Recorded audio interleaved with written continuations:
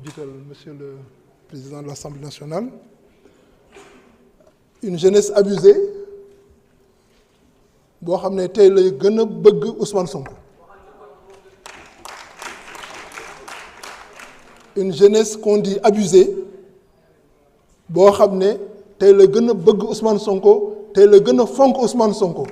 suñ defoon élection suba waxuma la 54%, mais on serait à 75%.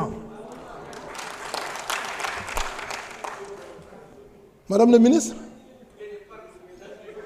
Madame le ministre, xam nga ñun ci dëkk bi lañ dëkk dëkkuñ ci ay almadi ak yooyu nekk ci borom ñi nga xam ne ils sont pas en compte ay le réel. Ñun ci dëkk bi lañ dëkk. Ousmane Sonko il est toujours populaire, il est plus que populaire qu'avant. Madame le ministre, naa lay féliciter pour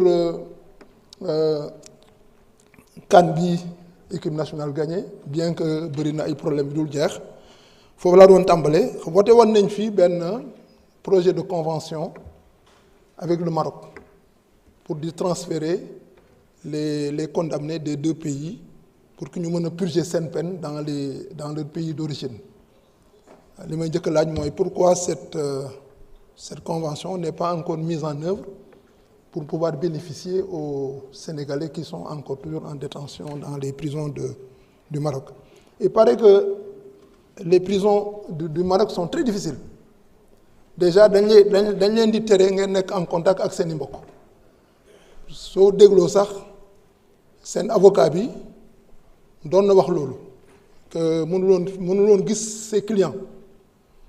Et donc suñu mënoon mettre en œuvre cette convention, comme ça Sénégalais yi mën a ñëw purger seen peine ici et puis bénéficier de tous droit de grâce tout daal.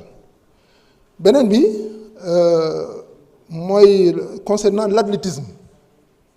Il paraît qu'il y a beaucoup de problèmes au sein de l'athlétisme. Il paraît que même que le président de la fédération, son mandat est terminé depuis, mais qu'il est toujours là.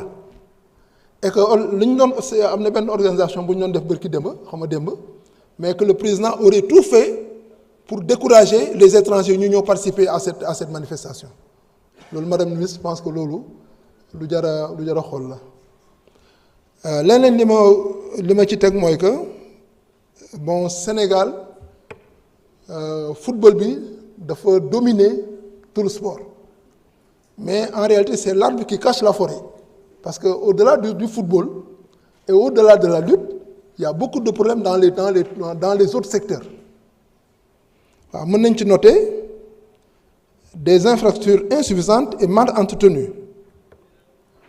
Il y a peu de stades aux normes, à part Dakar. Dans les régions, pratiquement tous les stades ne sont pas aux normes. Il y a beaucoup de terrains de quartier en sable ou dégradés. Des salles omnisports, piscines, pistes d'athlétisme trop rares et problèmes d'entretien. On peut également noter la qualité faible du financement, à commencer par votre département vous-même. Le budget qu'on vous a donné n'est pas suffisant pour vous permettre de vraiment couvrir toute votre mission. Les fédérations dépendent beaucoup de subventions étatiques et des structures africaines et mondiales. Le sponsoring privé est vraiment extrêmement rare. Conséquence, difficulté pour payer les primes, organiser les compétitions, envoyer les athlètes à l'étranger. Tout ça, c'est des problèmes que vit le sport au Sénégal. Il y a également un problème de gouvernance. On note des conflits récurrents dans certaines fédérations pour le contrôle des postes. Également, il y a un manque de transparence dans la gestion des fonds. Et également, il y a un problème de formation et d'encadrement concernant notamment il y a un manque d'entraîneurs qualifiés et diplômés dans plusieurs disciplines. Peu de centres de formation en dehors du foot avec Génération Foot et Jambar. Médecine du sport et préparation physique encore peu développée. Fuite des talents, beaucoup de jeunes partent très tôt vers l'Europe. Mon temps est terminé. Il y a une liste de doléances. Merci.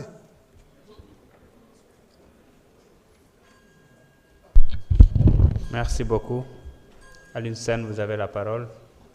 Mbaye Dione se prépare.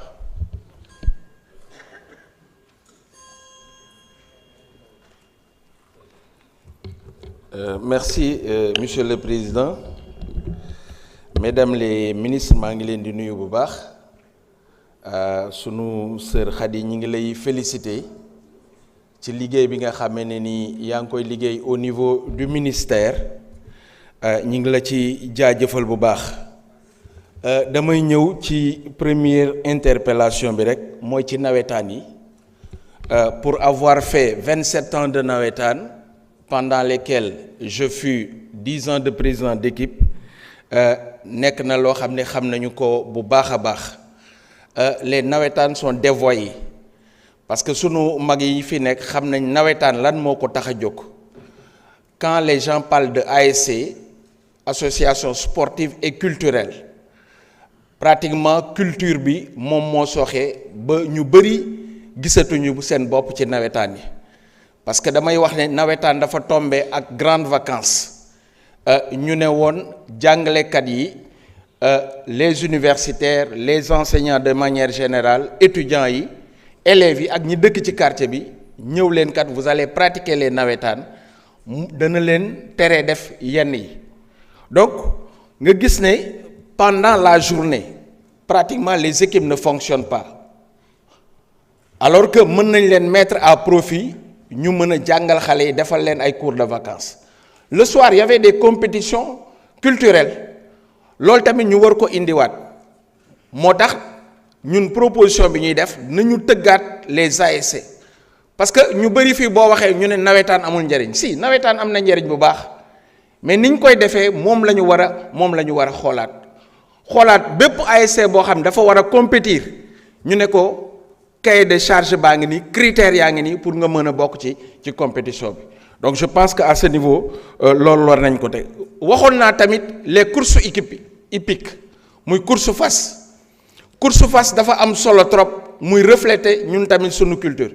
ñu gis ne pratiquement course dafa sooxe Thiès ngay dégg ne moo ko fi dese des fois bu ñu ko organiser Daara wala Linguère ci président dafay fekk ñu jël ko tuddee ko le président de l'Assemblée course yooyu war nañ ko mën a dellusiwaat course bu mel ne course hippique Diourbel dañ ko daggoon jox ko doomu Diourbel boo xam ne ni dafa def benn usine bi yàlla def usine bi lakk kenn mënatu fa dawal course hippique foofu tamit madame le ministre maa ngi la ciy interpeller bu baax a baax donc di wax ne nos stades sont surexploités boo demee ci département yi benn stade rek moo fay nekk je dirais même capitale régionale bi moom mooy am benn stade fa la ñuy jouer nawetaan fa la ñuy defee compétition yi pour le championnat D1 D2 yëpp national yëpp fa la ñu koy jouer donc ma jàpp ne à ce niveau war nañu mën a signer benn protocole avec les collectivités territoriales pour xool nan la ñuy mën a ñoŋalee stade yooyu beneen bi mooy ma ñëw ci les écoles yi nga xamee ne ni même bu ñu amee sax espace pour pratiquer le sport dañuy gis ne suñuy xale yi dañuy am jafe-jafe premier cours yi lan lay doon boo leen seetloo dañuy daw ay 20 tours dañuy def endurance alors que xale bi toog na lu yàgg boo moytul ba mu paree pratique sportive yooyu ci école bi lay noppalu ko ba ñëwaat ñu gis ne dafa am ce qu'on appelle les IME inspection médicale des écoles nañu lëkkaloo inspection médicale boobu ak école yi xale yi di def visite médicale bala ñu commencer sport bi parce que toujours dañ ciy gis ay jafe-jafe à ce niveau beneen bi mooy ma doon laaj madame le ministre à ce jour quel est le pourcentage accordé aux entreprises sénégalaises et aux jeunes dans les marchés liés aux JOJ beneen bi mooy existe-t-il un plan national de relance du sport scolaire et universitaire avec un budget dédié fi may terminer nag mooy ci mandat yi nga xam ne gars yi dañ ko yor parce que wax naa léegi ne man def naa 27 ans nawetaan bàyyi naa ki fi nekk 2007 ba léegi moo nekk di occuper les fonctions au niveau de l'ONCAV yooyu nag war nañ ko mën a xoolaat bu baax.